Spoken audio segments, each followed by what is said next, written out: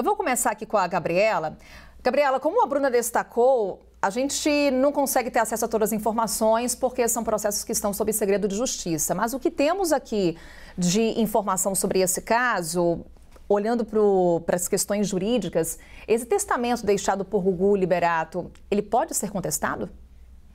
Então, na verdade, houve uma discussão pela forma como foi redigido o testamento, né? Porque, pelo que eu entendi, de fato, né, tá correndo em segredo de justiça, mas pelo acesso que a gente teve de partes da decisão do STJ que já foram divulgadas na mídia, metade da herança dele é indisponível, tem que ficar para os filhos. Então, 50% da herança é dos filhos. A outra metade, ele poderia, por exemplo, deixar toda para os sobrinhos, mas ele resolveu deixar 25% para os sobrinhos. Então, o que estava em discussão era uma tecnicalidade, porque ele mencionou a parte indisponível no testamento, e o STJ entendeu, pelo que eu li de trechos que foram divulgados, não tive acesso à decisão inteira, que não importa, ele pode mencionar só para garantir, olha, os 50% indisponíveis são para os meus filhos, estou contando isso, e 25% ainda do restante que eu posso dispor da forma como eu quiser, também vou deixar para os meus filhos. Para os sobrinhos vai ficar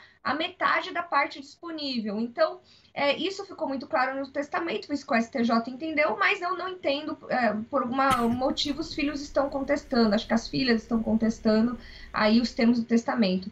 Mas nesse sentido, o STJ já entendeu que o testamento foi redigido de forma correta. Ele poderia ter sido contestado se, por exemplo, ele tentasse dispor ou doar para outras pessoas os 50% dos filhos, e ele não fez isso. Então, na minha interpretação aqui, como advogada que não teve acesso aos autos, então só dando pitaco, um dos advogados que acho que está defendendo a família é o Nelson Williams, um ótimo advogado, tem mais detalhes, mas assim, como pelas notícias que eu tenho na mídia, me parece correto, né? Não se mexeu na parte que era dos filhos, que é isso que importa. Bem, Tardelli, vamos então aos aspectos jurídicos de fato. Você tem os filhos como herdeiros necessários. No caso da Rose Miriam, comprovada a união estável, ela também se torna uma herdeira necessária? Veja bem, me perdoe o juridiquês agora, que a gente tem que chegar assim. A legislação brasileira ela é muito cuidadosa no aspecto do direito sucessório, né? Metade do que se tem não pode ser doado a ninguém, pertence àqueles herdeiros chamados herdeiros necessários. Necessários porque obrigatoriamente herdarão.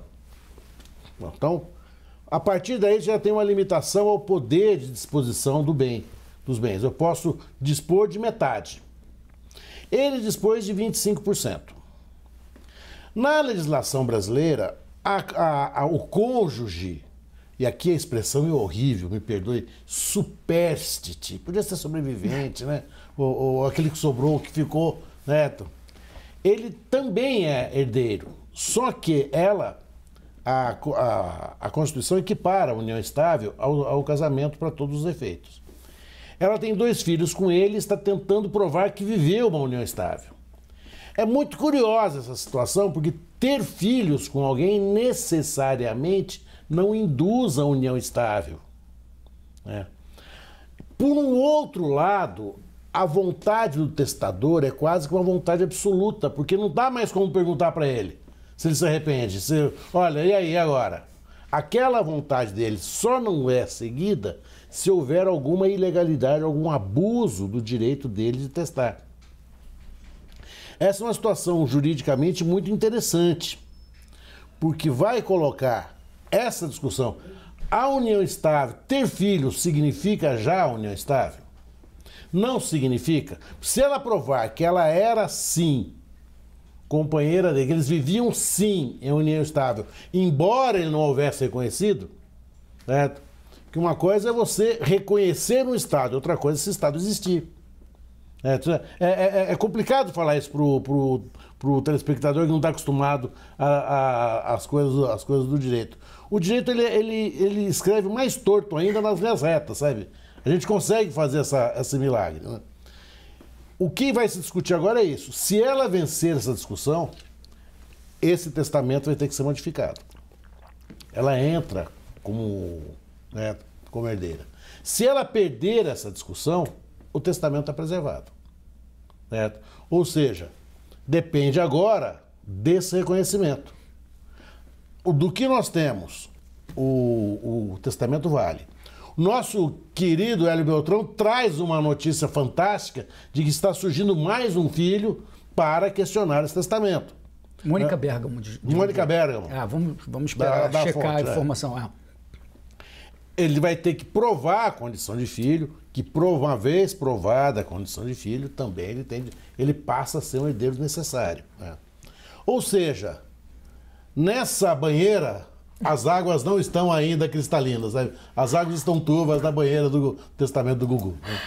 Roberto Tardelli. Só para fazer uma Gabriela. brincadeira aqui antes de você passar, eu falei para os meninos no intervalo que o negócio é gastar tudo em vida, porque aí não dá briga, entendeu? Você já gasta tudo, aproveita e cada um que corra atrás do seu depois. Mas aí não tem debate aqui pra gente, viu, Gabriela? Porque esse é o ponto, né, Elia? É um debate jurídico aí que a gente está acompanhando e, como o Tardelli destacava, com várias nuances que agora o direito vai ter que se debruçar. Mas ela tem um ponto muito importante, a Gabi, que é o seguinte: a gente tem essa legislação brasileira que a Gabi mencionou, que o Tardelli mencionou, que é o último ultraje do Estado contra o cidadão. Quer dizer, o que ele pode fazer com os bens dele no fim da vida. Os bens que ele teve, fruto do trabalho e paixões dele durante toda a vida, o Estado vai dizer, não, só metade que você pode dizer o que você quer, a outra metade eu vou dizer para quem você tem que dar esses herdeiros necessários, etc. Em primeiro lugar, já acho isso uma completa Perfeito. absurdo. Me desculpe, então, perfeito. Chegamos aqui, todos convergindo a esse ponto.